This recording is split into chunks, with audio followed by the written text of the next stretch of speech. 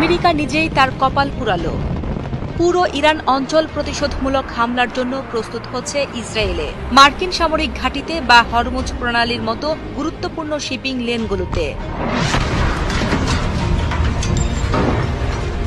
পশ্চিমা সামরিক সূত্রগুলো জানায়, যুক্তরাষ্ট্রের চালানো হামলার প্রকৃত ক্ষয়ক্ষতির নিরূপণ এখনও সম্ভব হয়নি, কারণ 1 ডজনেরও বেশি বাংকার বাস্টার, বোমা ও টোমাক ক্রুজ ক্ষেপণাস্ত্র ইরানের মূল পারমাণবিক স্থাপনাগুলোতে আঘাত এনেছে। ট্রাম্পের দাবি যদি সত্যিও হয়, অর্থাৎ ইরানের পারমাণবিক স্থাপনাগুলো ধ্বংস হয়ে যায়, এর অর্থ কিন্তু এই নয় যে ইরানের পারমাণবিক হুমকি শেষ, বরং পরিস্থিতি আরও জটিল হতে পারে।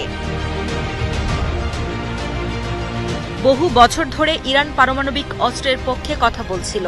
তাদের যুক্তি ছিল বহিঃশত্রুর আক্রমণের বিরুদ্ধে আত্মরক্ষার জন্য পারমাণবিক বোমা প্রয়োজন। ইরান বারবার তাদের পারমাণবিক কর্মসূচিকে শান্তিপূর্ণ দাবি করলেও এই হামলার পর সেই দাবি আরও জোরদার হবে। পারমাণবিক অস্ত্র বানানোর জন্য এবার তাদের উদ্দেশ্য সফল করতে পারে। ভীতিকর বিষয় হল, ইরানি কর্মকর্তারা পারমাণবিক অপসারণ চুক্তি বা এনপিটি থেকে বেরিয়ে আসার ইঙ্গিত দিচ্ছেন। ইরানের পররাষ্ট্রমন্ত্রী আব্বাস আরাকচি বলেছেন, এনপিটি আমাদের সুরক্ষা দিতে পারছে না। স্যাটেলাইট চিত্রে দেখা যায়, এই হামলায় ইরানের পারমাণবিক কর্মসূচিকে মারাত্মকভাবে ব্যাহত করেছে। কিন্তু পরবর্তীতে তেহরানের পারমাণবিক সমৃদ্ধকরণ কেন্দ্রগুলো আবার মেরামত বা পুনর্নির্মাণ করা সম্ভব।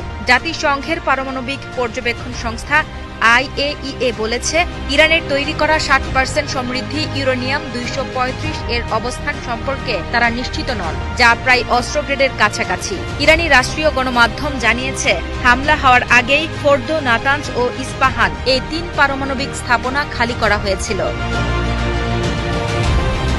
একজন ইউরোপীয় কূটনৈতিক CNN-কে বলেন, ইরানের সঙ্গে আলোচনা একটি সুযোগের জানালা ছিল, কিন্তু আমেরিকানরা এখন সেই জানালাটা সজোরে বন্ধ করে দিয়েছে।